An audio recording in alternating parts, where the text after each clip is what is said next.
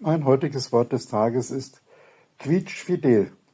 Quietschfidel bedeutet ja, dass man gerade besonders lustig, aufgekratzt, aufgeregt ist, vor Freude. Das erste Teil des Wortes quietsch ist ein Onomatopoetikon von quiekenden, kreischenden Lauten vor Freude, quietschen.